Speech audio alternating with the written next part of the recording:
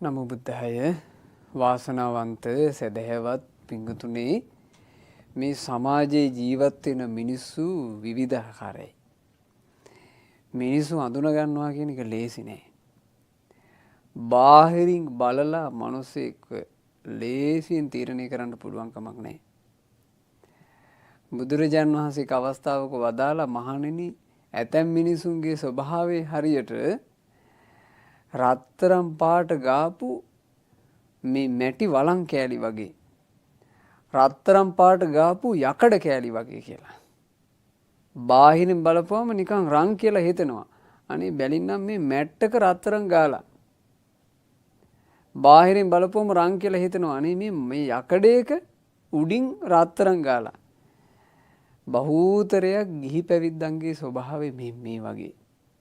ඉතින් මෙහෙම සමාජයක තමයි අපිට ජීවත් වෙන්න වෙලා තියෙන්නේ.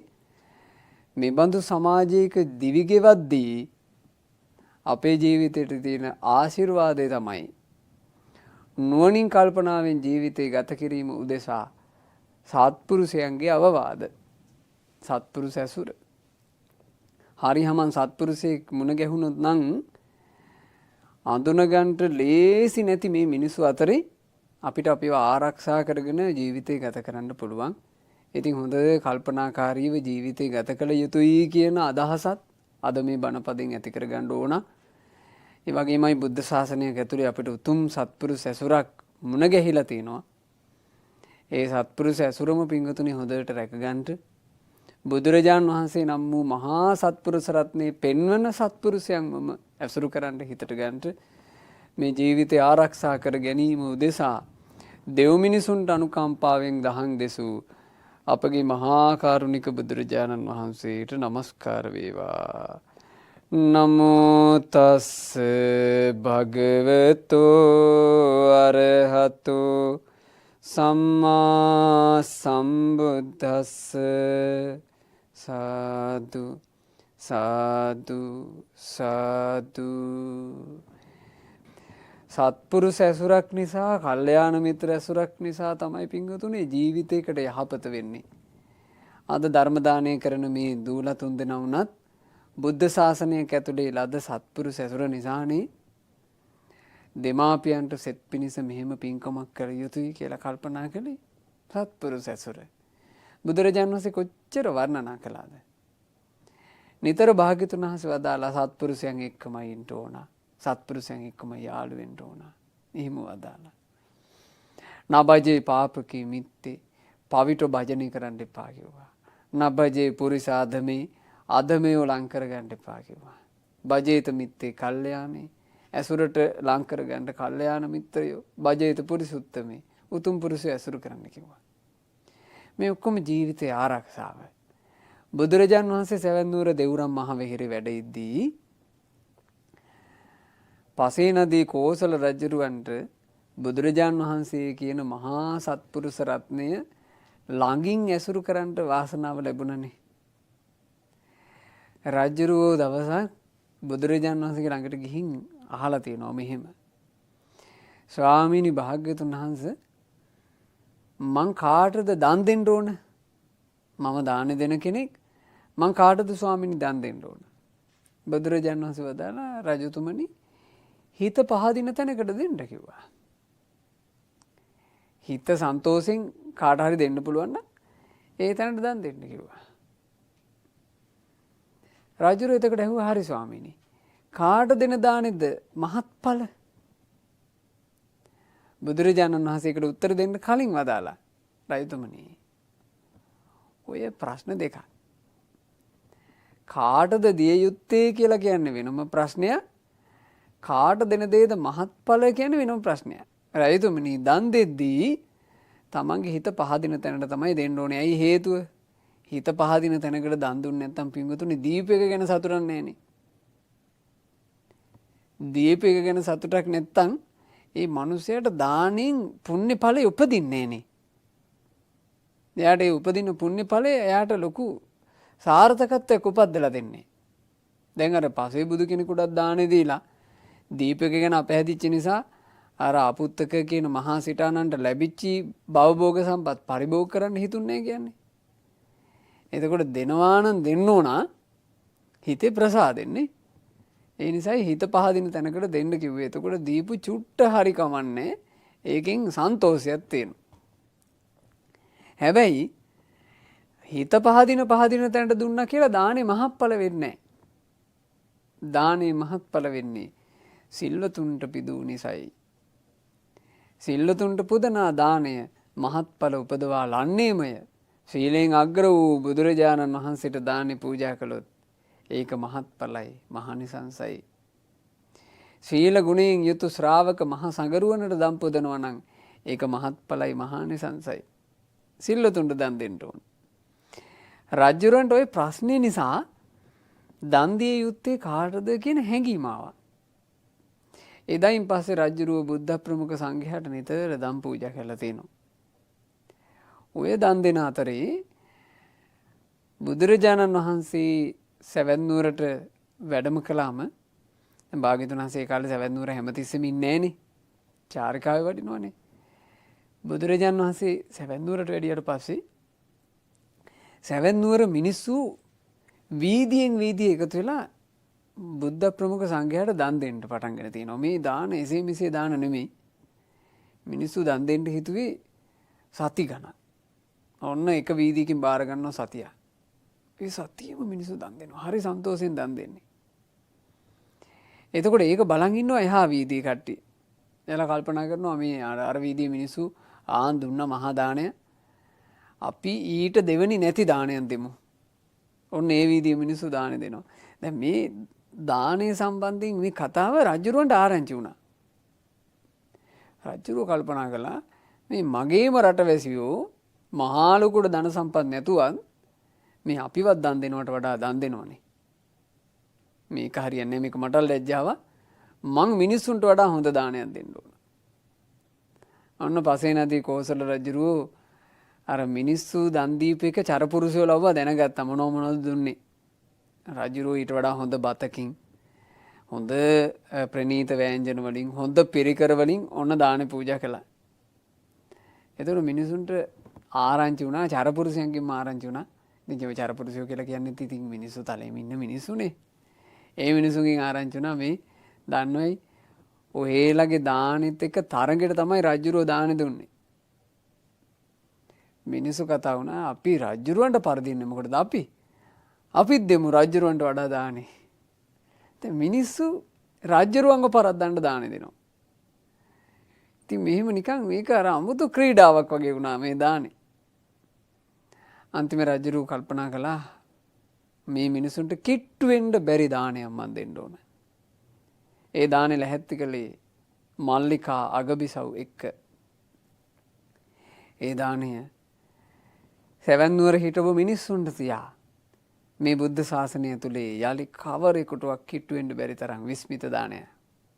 ඒ නිසා මේ දාණයට කියනවා නමක් අසදෘස මහ දානය. ඒ දාණයට සමාන දානයක් මේ තුන් ලොවේ ආයි කවදාවත් දෙන්න බෑ. ඒක විස්මිත දානය. අලි ඇතුන් ලවා භික්ෂු සංඝයාට මුතුකුඩ අල්ලා අති ප්‍රණීත ආකාරයෙන් දම්පැන් සකස් කොට බුදුරජාන් වහන්සේ උදෙසා රමණීය මණ්ඩපයක් කරවා අග්‍ර ශ්‍රාවක දෙනම වහන්සේලාටත් ඊතා මනරම් මණ්ඩප දෙකක් කරවා තවත් 500ක් මහා සංඝරුවන් වහන්සේලාට 500ක් මණ්ඩප කරවා අත්‍යලංකාරයෙන් අති විචිත්‍ර විදිහට බොහෝ ජනකාය සම්බන්ධ කරගෙන පසේ නදී කෝසල නිරිඳා මහා දානයක් පූජා කළා. ඉතින් ඒ මහා දානේ ඒ අසදෘස මහා දානේ ගැන ඒ කාලේ සාමාන්‍යයෙන් සෑහෙන කතා බහක් ඉපදිලා තියෙනවා. ධම්සභා මණ්ඩපයට එකතු වෙලා භික්ෂුන් වහන්සේලා ඔය අසදෘස මහා දානේ ගැන කතා කර කර හිටියා. බුදුරජාණන් වහන්සේ ඒ කතා බහ අතරේ ධම්සභාවට වැඩියා. භික්ෂුන්ට වදාලා මහණෙනි පසේ නදී කෝසල නිරිඳා මං වගේ තථාගත සම්මා සම්බුදුවරයෙකුගේ උපස්ථායකයෙක් වශයෙන් ඉඳලා නුවණින් සලකා මේ විදිහේ දානයක් දුන්නා කියන එක පුදුම සහගත එකක් නෙමෙයි. මහණෙනි පුදුම සහගත දේ නම් පුරාණ කාලයේ විසූ නුවණැත්තෝ සම්බුදුවරුන්ගේ බණපදයක් නොඅසාත් අබුද්ධෝත්පාද කාලයේදී පවා නුවණින් විමසා දන් දුන්නා. ආන් ඒක තමයි පුදුම සහගත දේ. දැන් බුදු කෙනෙක් ඉන්න කාලේ ඒ බුදුරජුන්ගේ ඇසුර ලැබුණා නම් එයාට මහත්ඵල විදිහට දානි පූජා කරන්න ලැබෙනවා. බුදු කෙනෙකුගේ දහම් පදයක් නැති කාලෙත් නුවණින් සලකලා මහත්ඵල විදිහට දන් දුන්නා කියන එක ඒක විස්මිතයි. ඉතින් භික්ෂූන් විමසුවා ස්වාමීනි මොකක්ද ඒ කතාව? භාග්‍යතුන් වහන්සේ වදාලා ආන්ගේ මොහොතේ දස බ්‍රාහ්මණ ජාතකය විවිධාකාර ගති ලක්ෂණ ඇති බමුණෝ 10 දෙනෙකුගේ කතාව. බොහොම ඈත අතීතයේ පින්වතුනේ කුරු රටේ තිබුණා ඉන්ද්‍රප්‍රස්ථ කියලා නුවරක්. එහි රජකම් කළා යුධිෂ්ඨිල කියන ගෝත්‍රයට අයිති කෝරව්‍ය කියලා රජෙක්. කෝරව්‍ය මහා රජුට හිටියා විදුර නමින් අර්ථ ධර්ම අනුශාසක පුරෝහිත බමුණෙක්. කෝරව්‍ය මහා රජා කියලා කියන්නේ දන් දෙන්න ආස කෙනෙක්. ජම්බුද්වීපේ කලඹවා දන් දුන්නා. කිව්වේ දඹදිවටම ආරංචිලා තිනවා කෝරව්‍ය රජුරන්ගේ දානි. නමුත් රජුරුව බොහෝ කල දන් දීලවත් ඒ රජුරවන්ට දීපු දානෙ ගැන ලොකු ප්‍රීතියක් තිබිලා නැහැ. හේතුව රජුරුවන්ගේ දානෙ පිළිගන්න ආපු අයයන්ගේ එහෙම මහා ලොකු පිළිවෙලක් තිබිලා නැහැ. සීලයක්, ගුණයක්, තැම්පත් බවක් ඕව තිබිලා නැහැ. දවසක් රජුරුව කල්පනා කරලා තිනවා මං අහලා තිනවා විචේය දානං මහප්පලන්තේ නුවණින් විමසා දාන දීම මහත් ඵලයි කියලා. සිල්වතුන් ගුණවතුන් උතුමන් හොඳට නුවණින් විමසලා හඳුනාගෙන දන් දුන්නොත් ඒක මහත් ඵලය කියලා මං අහලා තියෙනවා. මං කොහොමද සිල්වතුන් ගුණවතුන් නැනවතුන් අඳුනගන්නේ? දුන් දෙයක් මහත් ඵල වෙන ඒ බඳු උතුමන් මං කොහොමද අඳුනගන්නේ? මට මොකක්ද ඒකට තියෙන පිළිවෙල? දැන් අර මේ රජුරෝ හිතනවා කෝරව්‍ය රජා. ඒ හිතමින් ඉද්දි රජුරන්ට එකපාර මතක් වුණා අපි මට ඉන්නව නොවේ විදුර කියන පුරෝහිත බ්‍රාහ්මණයා. ඔහු කොච්චර නුවණ තියෙන කෙනෙක්ද? මං මේ විදුර පුරෝහිත බමුණාගෙන් මේක අහන්න ඕන කියලා. ඉතින් විදුර පුරෝහිත බ්‍රාහ්මණතුමා එනකන් හිටියා. ඒ ගැන කියනවා ජාතක පොතේ මෙහෙම. යුධිෂ්ඨිල රජ නුවණින් පින්කම් කරනු කැමැතිව විදුර පඬිතයන්ගෙන් ඇසුවේය මේ කරුණ. දැන් යුධිෂ්ඨිල රජු කියලා කියන්නේ කෞරව්‍ය රජා කියලා කියන්නේ එක්කෙනයි. ඒ අර ගෝත්‍ර නාමයනේ.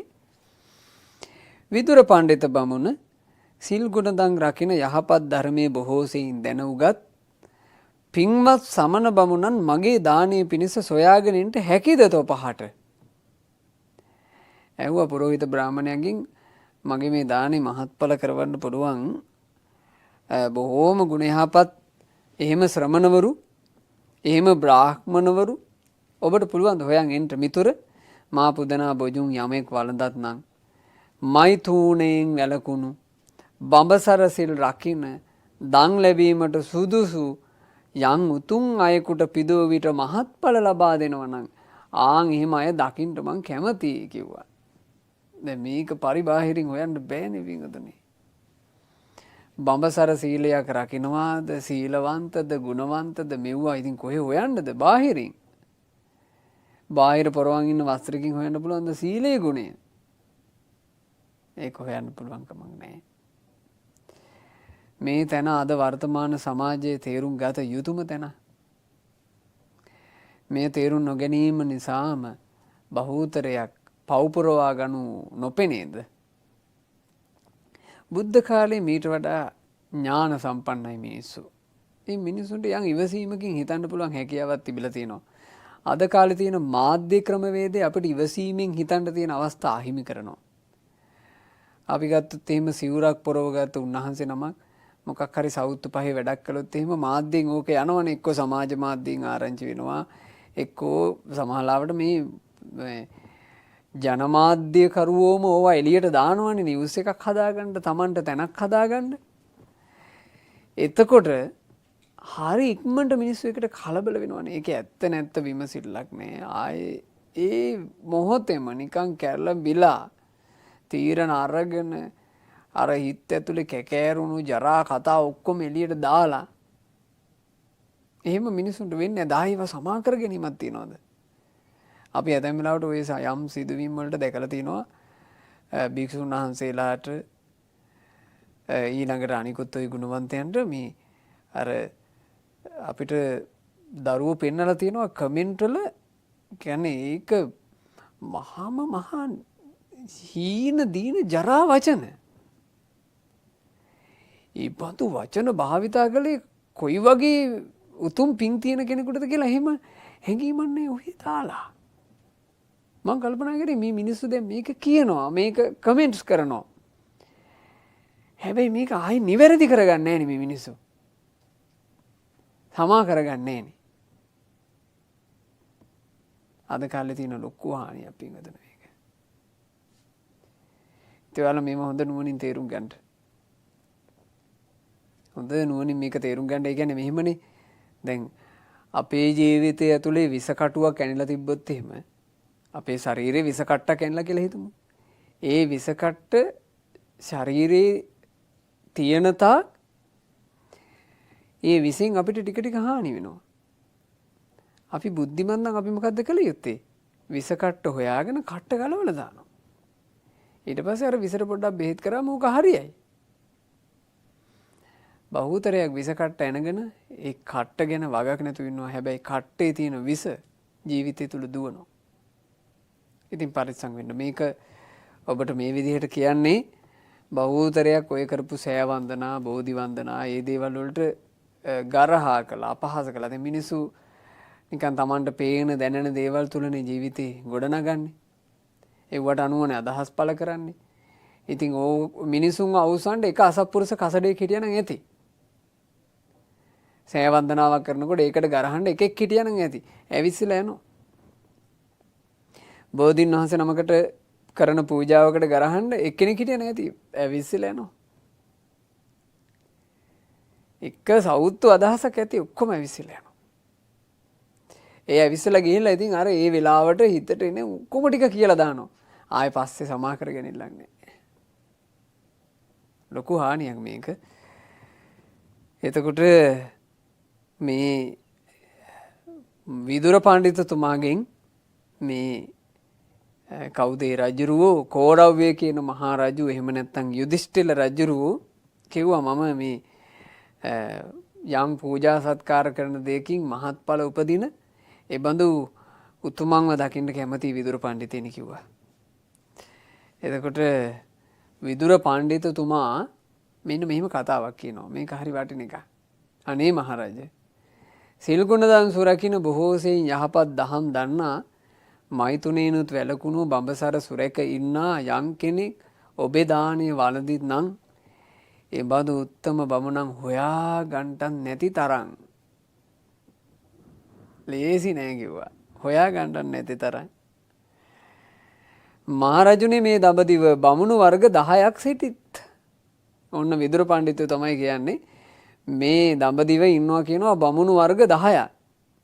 ඔවුන් ගැන එකින් එක බෙදා විමසා බැලුවෙමි. ඒ ගැන පැහැදිලි කරමින් කියන මේ ඇසුව මැන. දැන් එදා විදුර පඬිතුමා බමුණු කාණ්ඩ 10ක් බෙදුවා. දැන් අපේ ශාස්ත්‍රුන් වහන්සේත් ඔය වගේ ශ්‍රමණයෝ එහෙම නැත්නම් උන්වහන්සේලා භික්ෂූන් කාණ්ඩ 4කට බෙදුවා.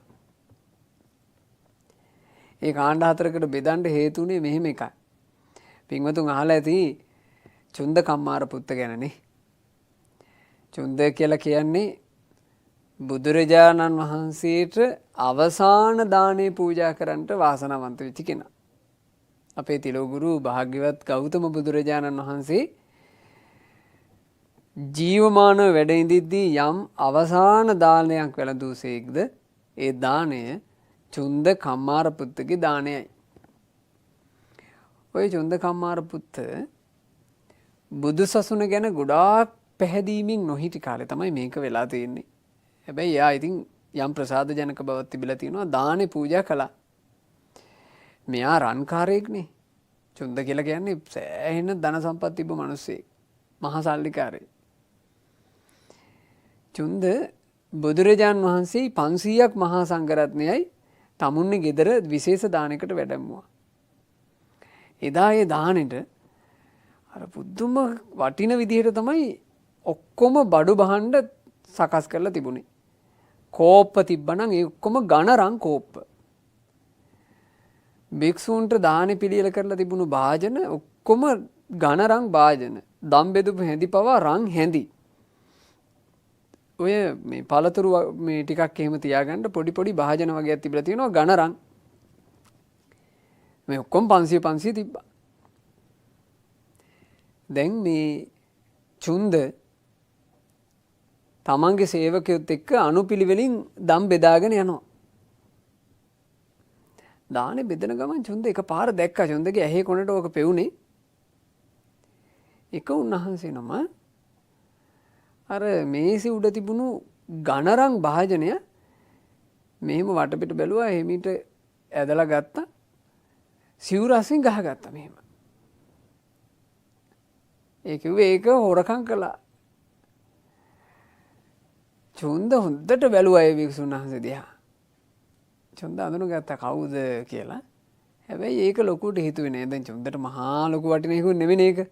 දැන් මේ ඔක්කොම මේ භාජන හැඳි මේවා ඔක්කොම ඝනරණින් තියෙන චුන්දට ඔය භාජනේ පොඩ්ඩක් නැති වුණා කියලා ඒක මහ ලොකු එකක් නෙමෙයි.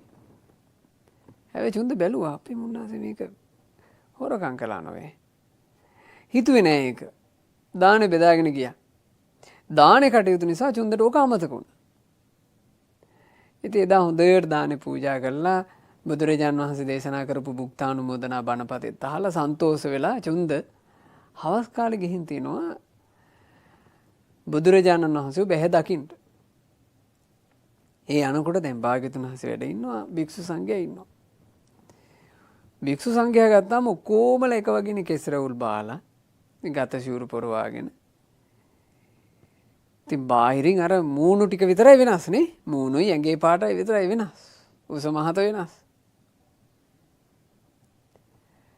චුන්ද දකිනවා අර රන් භාජනේ හොරකම් කරපු උන්වහන්සේත් ඉන්නවා. හොයන්න බෑ වෙනසක්. කොහොම මේ වෙනසක් හොයන්නේ? අනිත් ස්වාමීන් වහන්සේලා වගේම කෙස්රවුල් බාලා ඉන්නවා. අනිත් ස්වාමීන් වහන්සේලා වගේමයි ගත සිවුරු පොරවන් ඉන්නේ. හොයන්න බෑනේ වෙනසක්. චුන්දට ආව ප්‍රශ්නයක්. චුන්ද බුදුරජාණන් වහන්සේගෙන් අහනවා ස්වාමීනි භාග්‍යතුන් වහන්සේ ඇත්තෙන්ම භික්ෂූන් කී වර්ගයක් ඉන්නවද? වර්ග කීයක් භික්ෂූන් ඉන්නවද කියලා ඇහුවා. එවිට චුන්ද තේරුම් අරන් ඉවරයි. ඔක්කොමලා එක වර්ගෙ නන් නෙමෙයි. වර්ග කීයක් ඉන්නවද කියලා ඇහුවා. බුදුරජාණන් වහන්සේ වදාලා චුන්ද භික්ෂූන් වර්ග 4ක් ඉන්නවා කිව්වා. 5ක් නෑ කිව්වා. එකක් තමයි මග්ග ජිනෝ මාර්ගයේ ජයගත්තු භික්ෂූන් ඉන්නවා රහතන් වහන්සේලා. අනිත් භික්ෂූන්ට කියනවා මග්ගගාමී මාර්ගයේ ගමන් කරන සේක භික්ෂූන්. මාර්ගඵල ලැබූ හෝ මාර්ගඵල නොලැබූ සේක භික්ෂූන්. ඊළඟට කියනවා කිව්වා මග්ගදේශී අරහත් සම්මා සම්බුදුරජාණන් වහන්සේත් ඒ වගේම ඒ බුදුරජාණන් වහන්සේ වදාළ දහම් පදම දේශනා කරන ධර්මදේශකයන් වහන්සේලාත්. ඒ තමයි මග්ගදේශී. මාර්ගය කියා දෙන. බණ කියන සියලු උන්වහන්සේලා මග්ගදේශී නෙමෙයි. මොකද අනික් කාණ්ඩේ ගත්තොත් එහෙම ඒ අයට කියනවා මග්ගදූසී මාර්ගේ නසන. ඇතැන් ධර්මදේශකයන් වහන්සේලා යයි කියා ගන්න ඈයෝද සිටි මග්ගදූසී මාර්ගේ වර්ණසනවා. ධර්මයේ නෙමේ කියනවා. වෙන වෙන අධර්ම ධර්මයේ යයි කියනවා. විනය නොවේ යයි කියනවා. අවිනය යයි කියා පනවනවා. මේ විගඩංකාරයෝ ධර්මදේශකයෝ නම් නොවේ. අඳුන ගන්න වෙනවා පින්වතුනි මේක. මේ හඳුනාගත්තේ නැත්තම් අපි අර බණක් අහන්න කියලා යන තැනින්ම පටලැවෙනවා නේ. ඉතින් එතනම පටලැවුණොත් ඔක්කොම ඉවරයිනේ. ඒ නිසා අපිට ඒක හොඳට නුවණින් අඳුන ගන්න වෙනවා. දැන් ශ්‍රමණවරු කාණ්ඩ 10. ශ්‍රමණවරු කාණ්ඩ 4. බුදුරජාණන් වහන්සේ හැබැයි හරි ලස්සන වචනයක් අදාලා. ඔය ශ්‍රමණවරු බාහිරින් බලලා අඳුරන්න බෑ. මෙයා මාර්ගයේ දිනු කෙනෙක්ද, මෙයා මාර්ගයේ ගමන් කරන කෙනෙක්ද, මෙයා මග දේශන කෙනෙක්ද, මෙයා මග නසන කෙනෙක්ද අඳුරන්න බෑ. ඒ නිසා නුවණ තියෙන කෙනා කල යුත්තේ තමන්ට යම් උතුම් භික්ෂුන් වහන්සේලා මුණ ගැහුණාම හිතේ තියෙන ප්‍රසාදේ වනසන් ගන්න නැතුව තමන්ගේ ප්‍රසාදය විතර රැක ගන්න කිව්වා. මොකද තමන්ගේ ප්‍රසාදේ හිතින් යහපත හැදෙන්නේ තමන්ටයි. භික්ෂුන් වහන්සේලාගේ අතරට රිංගගෙන සිවුරු පොරවාගෙන නොහොබිනාකම් කරනවා නම් ඒ වගේ විපාක තියෙන්නේ එයාලටයි. ඉතින් ඒක එදාටත් එහෙමයි, ඒක අදටත් එහෙමයි, ඒක අනාගතයටත් එහෙමයි. ඔබ ඔබේ පැහැදුණු හිත වනස ගන්න එපා. ඔබ ඔබ රැක ගන්න. අපිට මේ දුර්ලභ මනුෂ්‍ය ජීවිතය ඇතුලේ බුදුරජාණන් වහන්සේගේ සරණ ලැබිලා තියෙන මොහොතේ පින්වතුනි අපි බුදු සරණ රැකගෙන ආරක්ෂා කරන් ඉමු.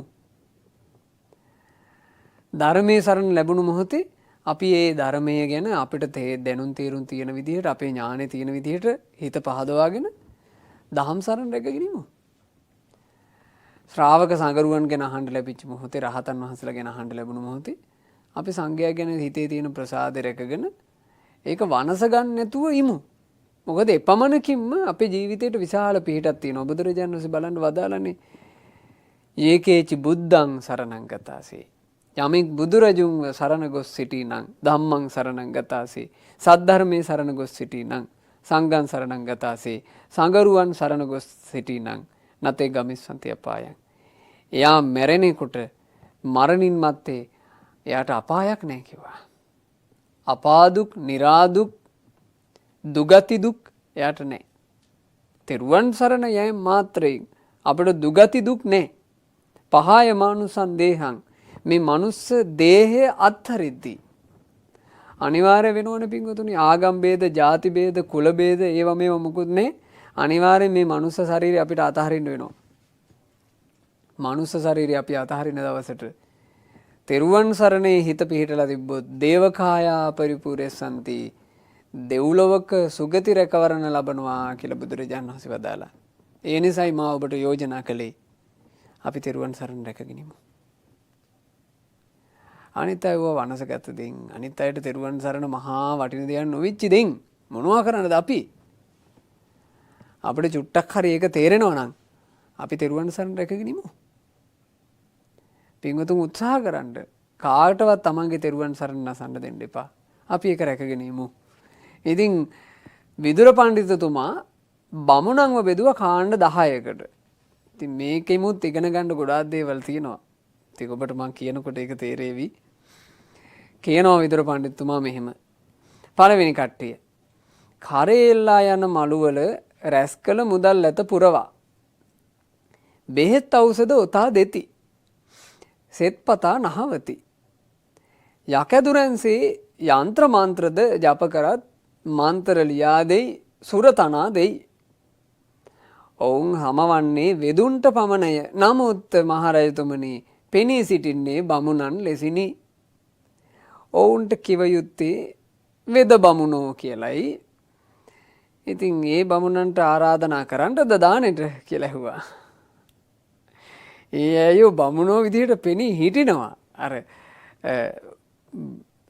තාපස ජීවිතය අස්සට රිංගගෙන ඉන්නේ. හැබැයි කරන තාපසකමක් නැහැ. කරන්න වෙන විගඩා.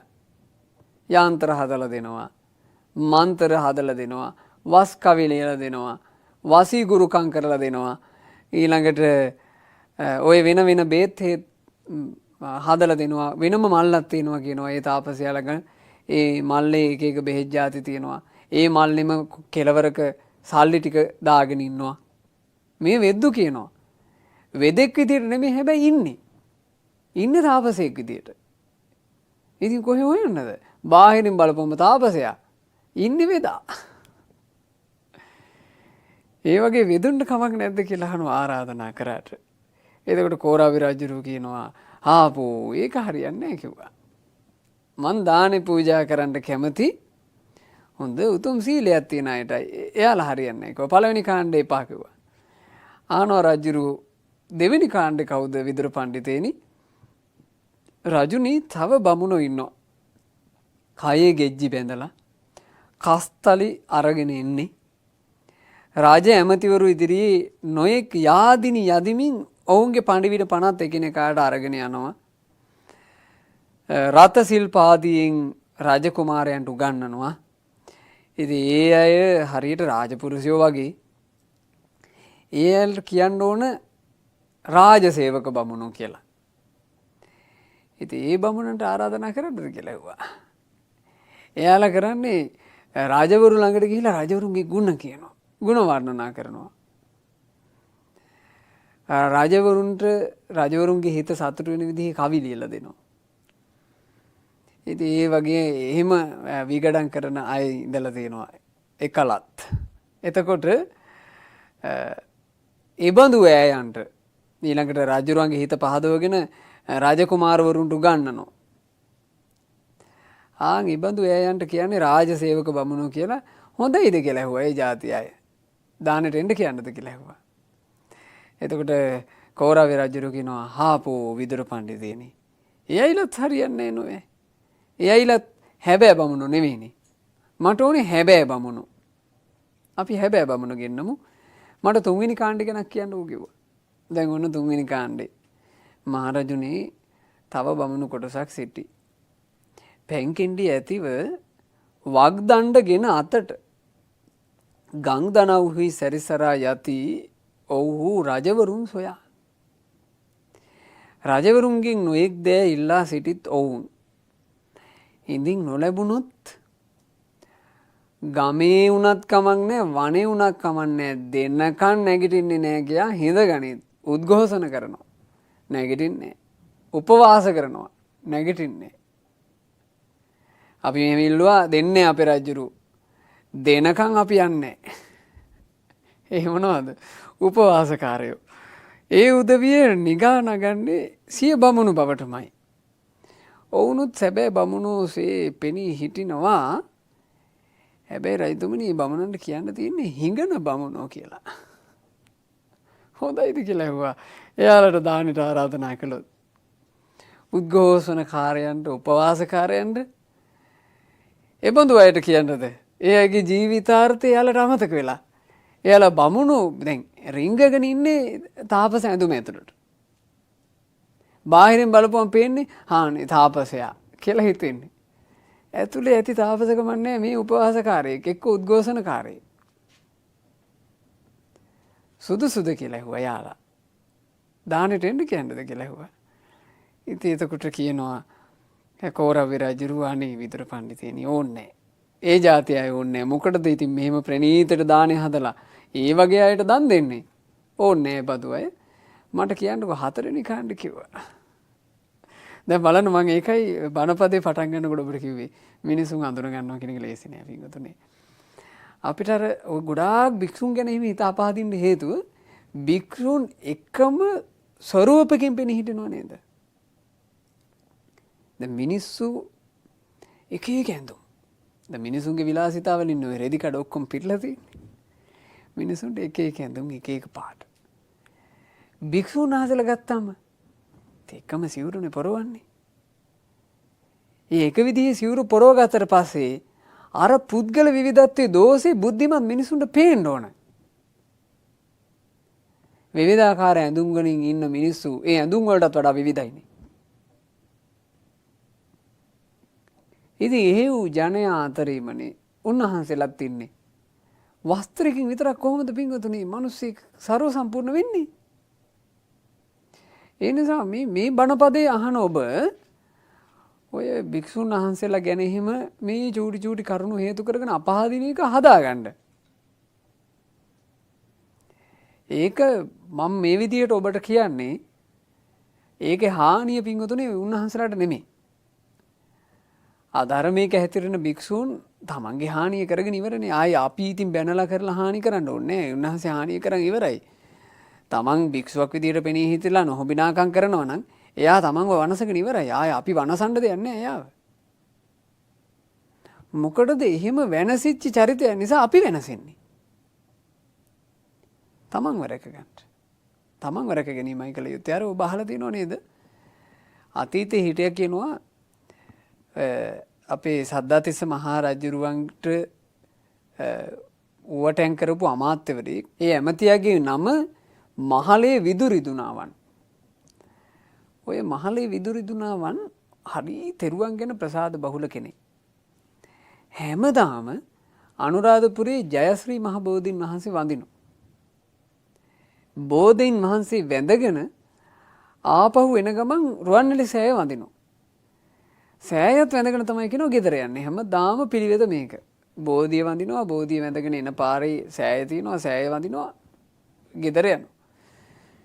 දවසක් බෝධිය වැඳලා ඔය හවස් ජාමයට වෙන්න ඇඳිරිත් වැටලා තිබ්බේ. සෑය වඳින්න ඇවිත් තියෙනවා. සෑයේ තිබිලා තියෙනවා පින්වතුනි ගජම් මළුව, වැලි මළුව, සලපතල මළුව. දැන් අද අපි සලපතල මළුව දකිනවා, ඊට යටින් තියෙනවා වැලි මළුව. ඔය ගජම් මළුව කියන කොටස අපිට අද හිතා ගන්න අමාරුයි. ගජම් මළුව පහු කරගෙන වැලි මළුවට ගියා. වැලි මළුවේ යනකොට දැන් මේ ඇඳිරු වැටිච්ච වෙලාවේ දැන් අද නම් ওই ලයිට් දාලා ඒව මේවා තියෙන නිසා අද හවස් කාලේ රාත්‍රී කාලේ වෙනකොට ජනයා වැඩි.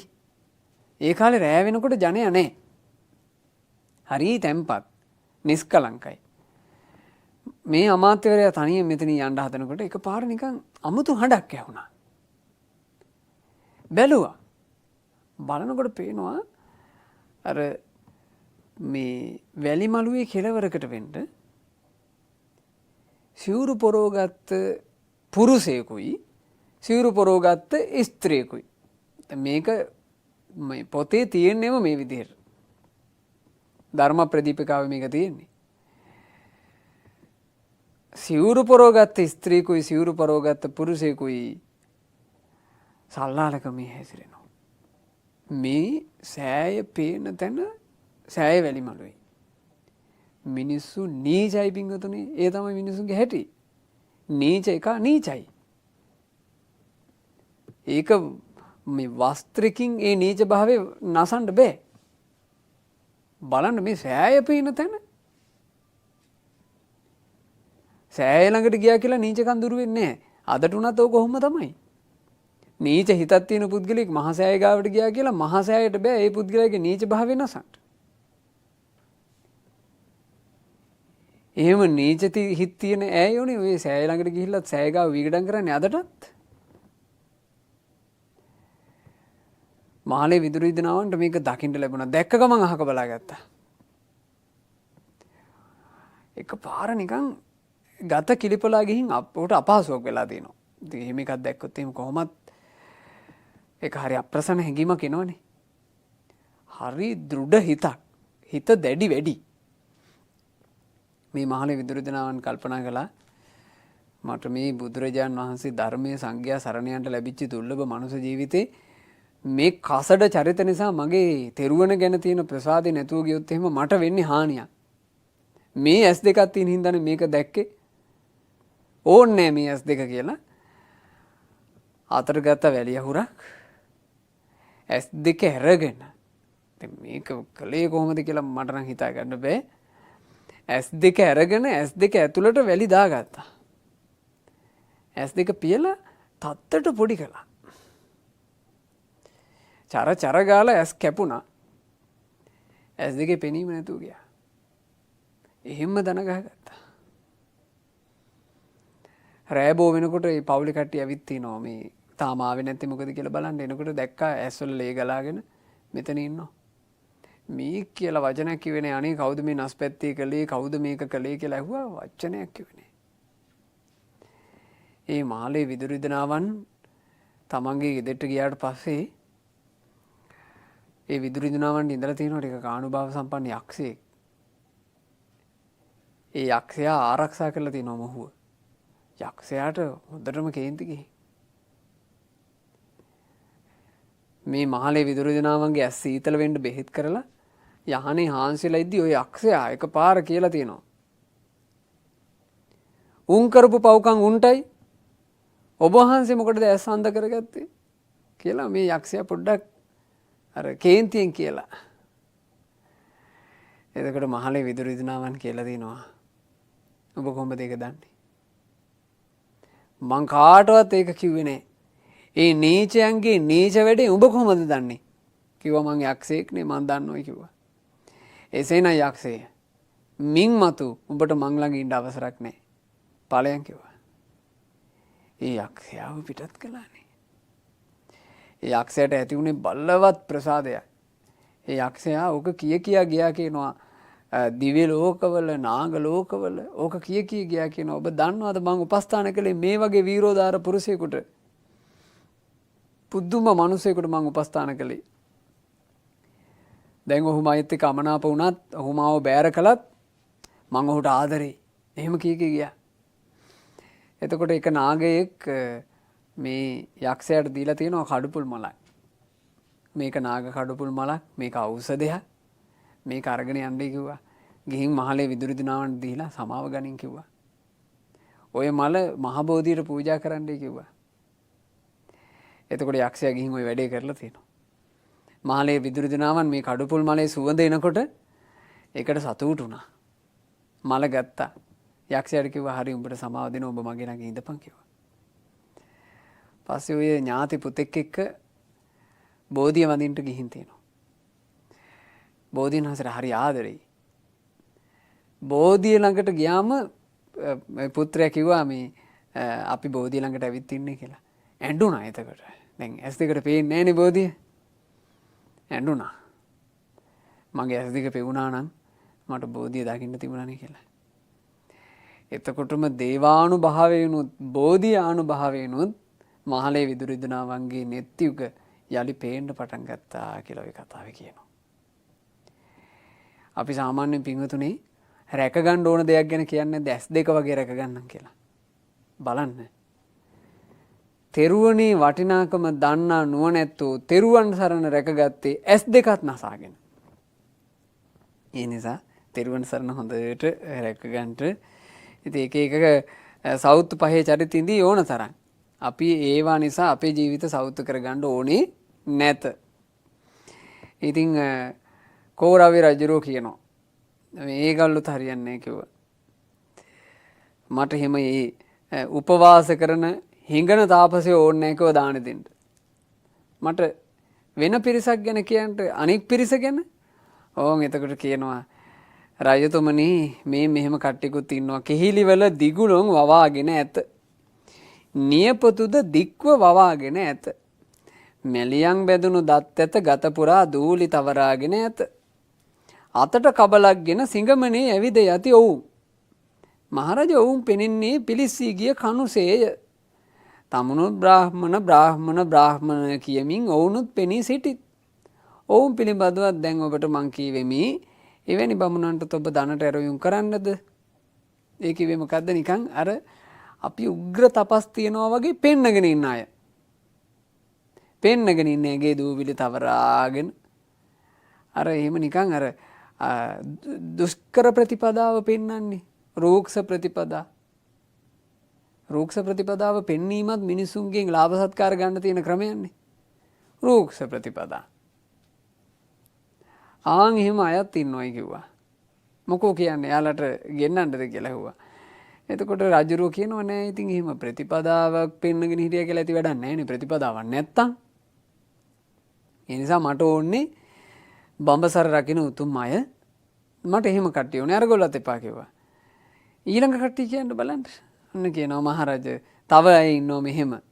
අරලු, නෙල්ලි, අඹ, ජම්බු, බුලු, දියලබු, දැහැටි, බෙලි, මසංගෙඩි ඊළඟට කිරිපලු හා උක්දඬු, උක් පැණි, දුම් පයිප්ප, මී පැණි හා අඳුම් කුදු මහත් තව වෙළඳ බඩු විකුණමින් ඒ උදවිය මුදල් ලබනවා.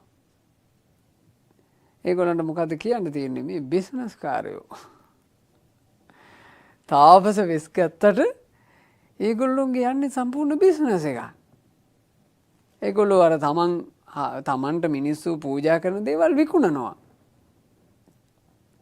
තමන්ට මිනිස්සු පූජා කරන දේවල් වලින් එයාලා ආයෝජන කරනවා.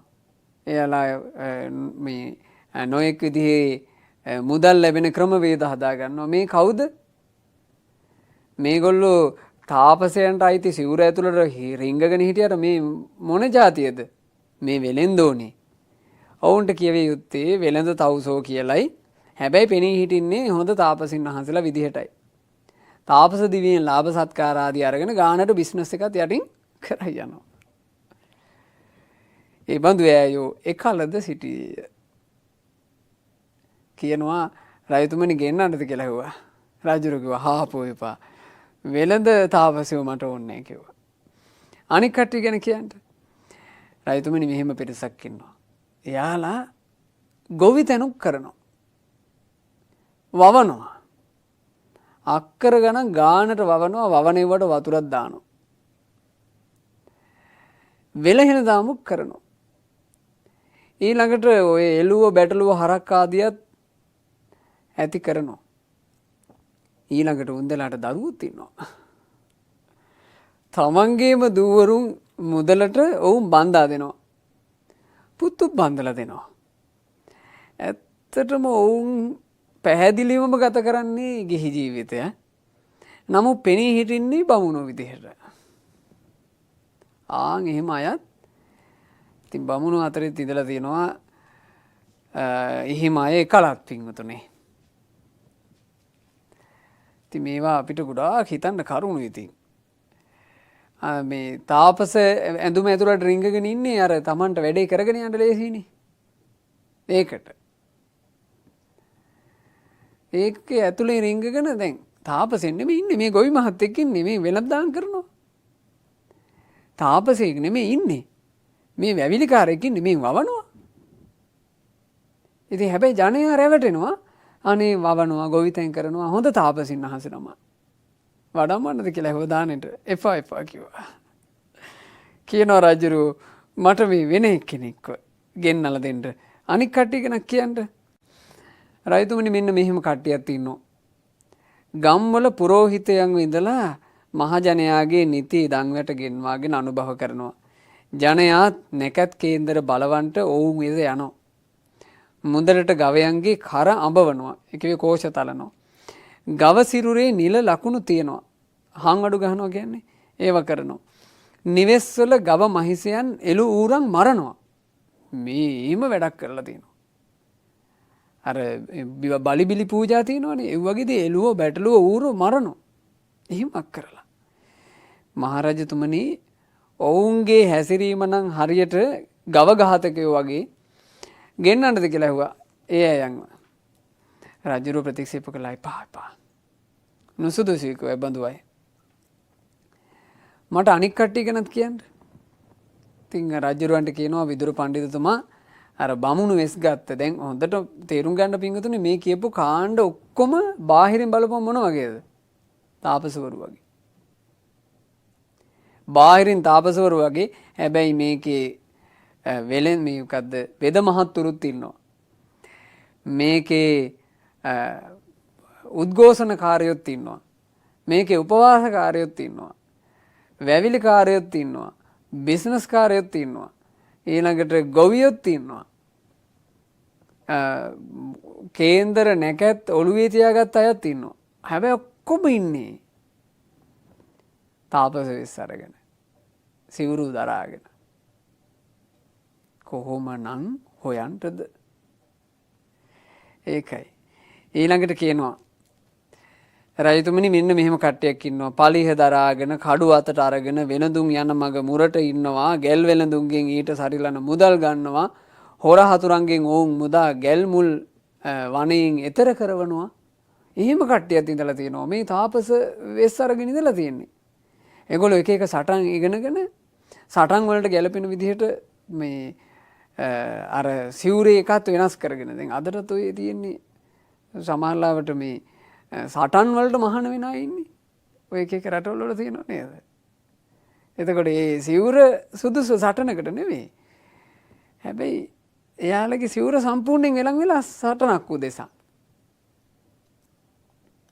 එහෙම අයත් ඉන්නවා. රජතුමනි ඉතින් ඒ බඳු ඇයෝ නිකන් ආරක්ෂකයෝ වගේ. ගෙන්නන්නද කියලා ඇහුවා. එපා කිව්වා එයාලත්. එයාලත් සුදුසු නෑ කිව්වා මගේ දාණයට. ඉතින් අනික් කට්ටිය ගැනත් කියනවා විදුර පඬිතුමා. ඉතින් ඔබ මේක කියව ගන්න මේක දිග ජාතක කතාවක් දස බ්‍රාහ්මණ ජාතකය. රජතුමනි මෙන්න මෙහෙම කට්ටිය ඉන්නවා. කැලේ කුටි හදාගෙන ඉන්නේ. කූට වැඩ කරමින් සත්තුන්ට උගුල් අටවනවා. තලගොයි හාවෝ බලල්ලු මස්සු ඉබ්බෝ මේ වගේ සත්තු පවා අල්ලගෙන මරාගෙන කනවා. ඉතින් ඔවුන්ගේ වැද්දොන්ගේ වෙනසක් නෑ. හැබැයි පෙනී හිටින්නේ තාපසෝ විදියට. ඇතුළේ ඉන්නේ වැද්දෙක්. ගෙන්නන්නද කියලා ඇහුවා දානෙට. අනේ එපා කිව්වා. විදුර පඬිතුමනි එහෙනම් අපිට කියන්න කිව්වා අවසාන පිරිස ගැනත් ආන්ගේ අවසාන පිරිස මොන වගේද කියලා ඇහුවා. දැන් මේ ඔක්කොම හොර තාපසවරු ගැන මේ 10 වෙනි කට්ටිය. එයාලා මෙහෙමයි. ධනෙ උපයන්ට ආස තවයි ඉන්නවා. මාර කපල දුරු කරන්නම් කියලා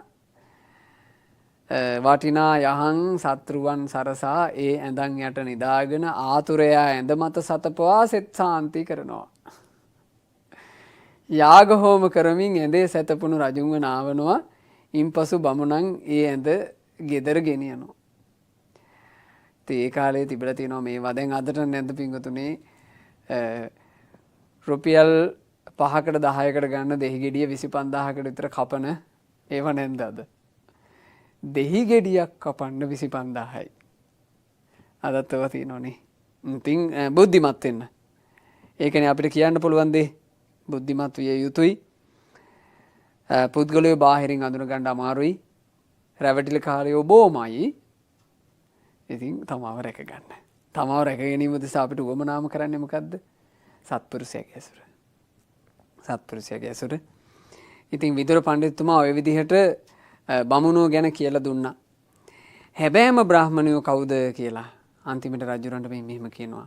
මහරජ යමක් තොපගේ රස බොජුන් වළඳින්ද මෛතුනේන් තොර බඹසරසිල් සුරකිමින් සුල් ගුණදන් ඇති බොහෝ ඇසූ දහන් ඇති උතුම් බමුණෝ මේ ලොව වසනවා. නැති නෑ කිව්වා. එහෙනම් උතුම් පිරිසකුත් ඉන්නවා. ඔවුන් දන්වල දන්නේ උදේ වරුවේ පමණයි. මද්‍ය පානය ඔවුන් නෑ කිසිදා කරන්නේ. නියම බමුණන් ගැන දැන් මං ඔබට කීවේ. ඒ බඳු බමුණන්ට ඔබේ දනට ඇරයුම් කරන්නටද? එතකොට රජුරෝ කියනවා බොහෝම හොඳයි. බොහෝම හොඳයි.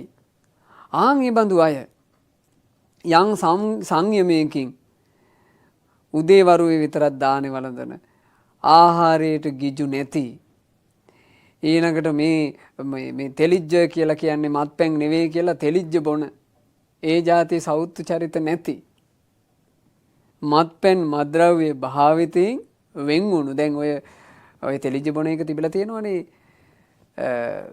තුන්වෙනි ධර්ම සංගායනාව වෙනකොට පින්වතුන් අහලා තියෙනවනේ. දෙවෙනි ධර්ම සංගායනාව වෙනකොට දස අකප වස්තුවක් කැපයි කියලා සම්මත කරගන්න ගියානේ මේකේ. කප්පති සිංගිලෝණ කප්ප, කප්පති දුවංගුල කප්ප ආදී වශයෙන් ඔබ අහලා තියෙන්නේ. ඉතින් මේ සාසනික විලෝප තාපසයන්ගේ අතරෙත් ඒවා හැදුනා. ඒ වගේමයි මේ භික්ෂුන් වහන්සේලාගේ අතරෙත් ඒවා හැදුනා. ඉතින් ඒ අතරින් තමයි තෙරුවන් සරණ රැකගෙන භික්ෂුන් ජීවිතේ පුදුම ලස්සනට ආරක්ෂා කරගත්ත පිරිසක් බිහි වුණේ. ඒ බඳු අය බිහි නොවුණා නම් පින්වතුනි මෙච්චර අවුරුදු 2000 ගාණක් අපිට මේ සම්බුද්ධ ශාසනය කෑලිවත් ඉතුරු වෙන්නේ. ගුණවත් භික්ෂුන් වහන්සේලා වැඩ හිටියා. අමාරුවෙන් හරි මේක රැකගන්න. තාතටත් එහෙම ඉන්නවා. ඒ නිසා අපි බොහෝම කල්පනාවෙන් සංඝයා ගැන හිත පහදවන්න ඕන. ඉතින් කෝරව්‍ය කියන මහා රජුරෝ අර විදුර අමාත්‍යවරයාට කිව්වා. ඉතින් අමාත්‍යවරය ආන්ගේ උතුම් ශ්‍රමණයම කැඳවන්න කිව්වා. ඔය ඒ උතුම් ශ්‍රමණවරු කියලා කිව්වේ පසේ බුදුවරුන්ට.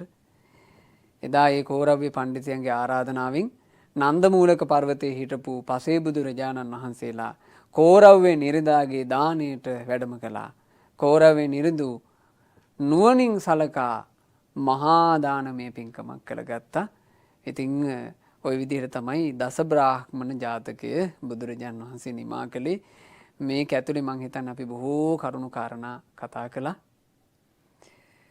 මිනිසුන්ගේ විවිධාකාර ගති ලක්ෂණ පරිබාහිරින් මිනිස්සු අඳුන ගන්න බෑ කියලා අපි කතා කළා. ඒ නිසා පින්වතුනි තමන්ගේ ජීවිතය යහපත කැමති නම් හොඳ සත්පුරුෂ ඇසුරක්ම ජීවිතයට හදාගන්න සත්පුරුෂ ඇසුර හැම කල්හි ජීවිතයට ආරක්ෂාවක්මයි. අපට සත්පුරුෂ ඇසුරේ ජීවිතේ රැකගෙන ගෞතම බුදුරජාණන් වහන්සේගේ ශාසනයේ පිහිටක් ලබන්නට වාසනාව ලැබේවා. සාදු සාදු සාදු.